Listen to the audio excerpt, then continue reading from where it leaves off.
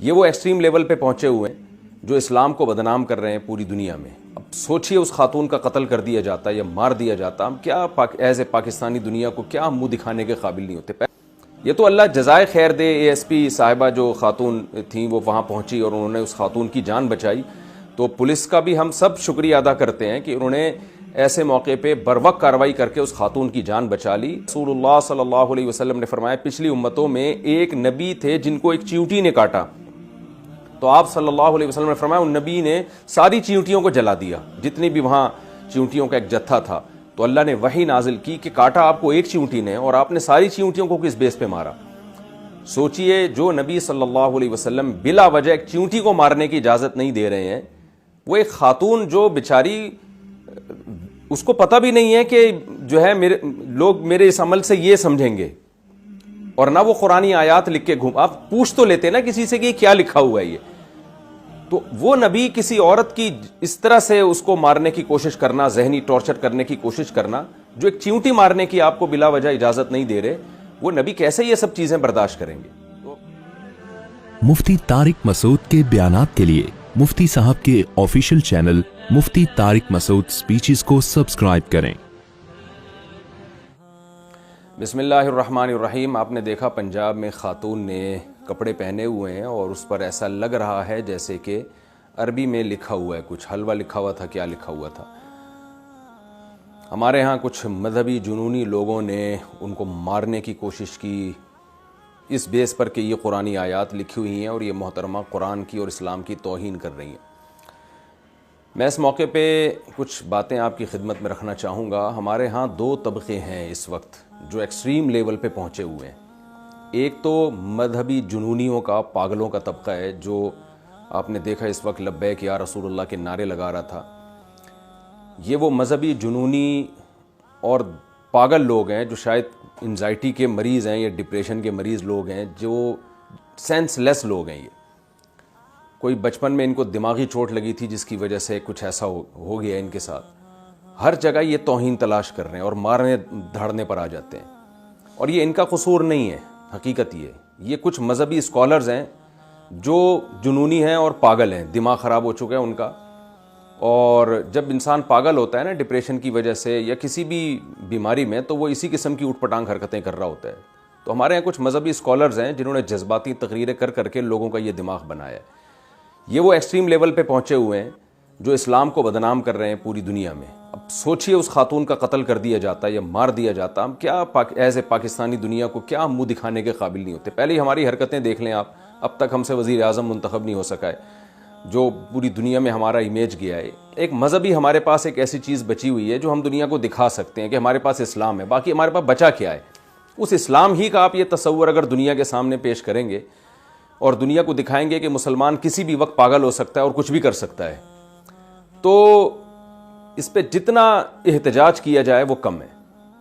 دوسری طرف ہمارے ہاں ایک سیکولر لوگوں کا طبقہ ہے جو دوسری انتہا کو پہنچا ہوا ہے. وہ کوئی بھی موقع اسلام کو بدنام کرنے کا، علماء کو بدنام کرنے کا وہ ہاتھ سے نہیں جانے دیتا. اور وہ کہتا ہے دیکھو یہ مولویوں نے یہ کیا ہوا ہے، لوگوں کو ایسا ذہن بنایا ہوا ہے. اس واقعے کے خلاف میں دیکھ رہا ہوں یوٹیوب پہ، فیس بک پہ جتنا احتجاج علماء ریکارڈ کروا رہے ہیں اور جتنا مذہبی طبقہ ریکارڈ کروا رہا ہے، اتنا کوئی دوسرا ریکارڈ نہیں کروا رہا. تو یہ ایک اچھا امیج بھی ہے کہ الحمدللہ اس واقعے کے خلاف، جو یہ واقعہ ہوا اس خاتون کو ٹارچر کرنے کی کوشش کی گئی، تو اس کے خلاف احتجاج بھی مذہبی اسکالرز ہی کر رہے ہیں. اس سے پتہ چلتا ہے یہ اسلام کا مسئلہ نہیں ہے، یہ کچھ لوگوں کا مسئلہ ہے، ان کا دماغ خراب ہو چکا ہے، وہ پاگل ہے. کچھ پاگلوں کا اور چند بے وقوفوں کا مسئلہ ہے یہ. تو ایسے بے وقوفوں کو ہم سب نے مل کے کنٹرول کرنا ہے، قانون سازی کرنی ہے. یہ تو اللہ جزائے خیر دے، اے ایس پی صاحبہ جو خاتون تھیں وہ وہاں پہنچی اور انہوں نے اس خاتون کی جان بچائی.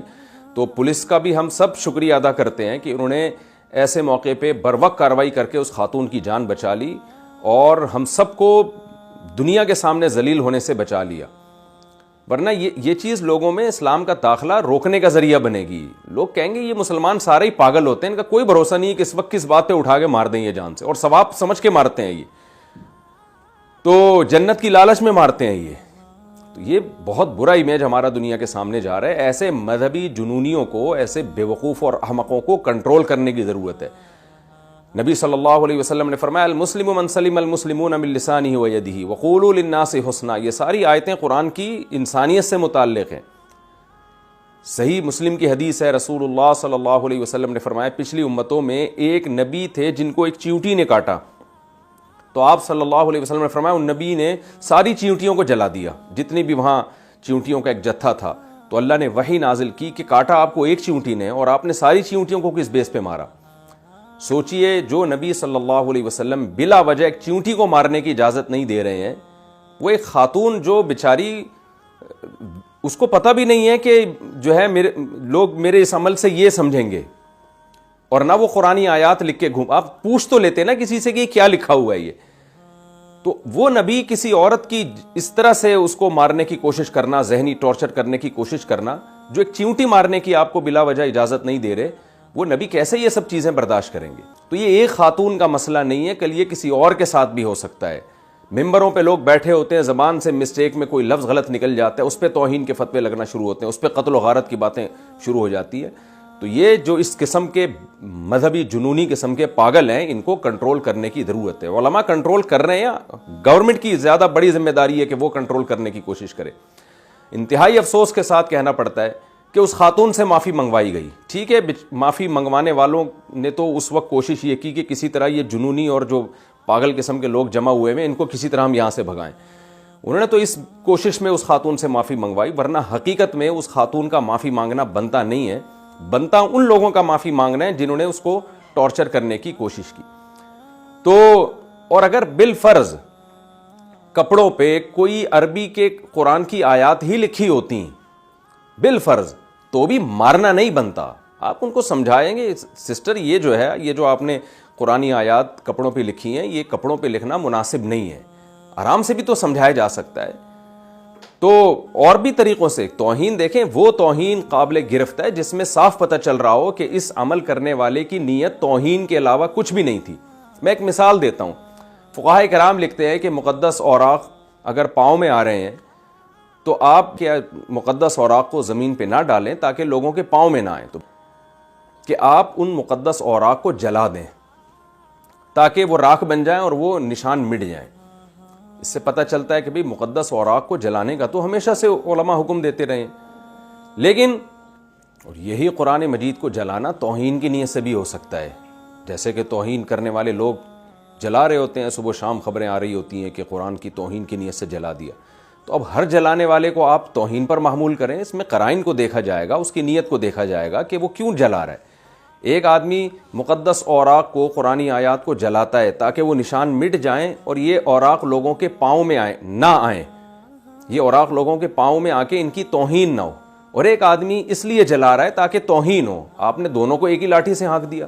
میں سرگودا میں تھا, وہاں ایک مولانا صاحب نے کہا کہ میں نے ایک کنواں کھود کے نا مقدس اوراق کو اس میں ڈالا تاکہ میں ان کو جلا دوں اور لوگوں کے پاؤں میں نہ آئے. بہت سارے بوسیدہ جو اوراق تھے وہ جمع ہو چکے تھے, تو میں نے یہ ارادہ کیا کہ میں اس کو کنویں میں ڈال دیتا ہوں اور جلا دیتا ہوں تاکہ جو ہے یہ بکھرے نہیں, لوگوں کے پاؤں میں نہ آئے. کہتے میں نے جلانے کی ذرا سی ابھی ہلکا سا جلایا ہے اور تو ایک ہنگامہ کھڑا ہو گیا.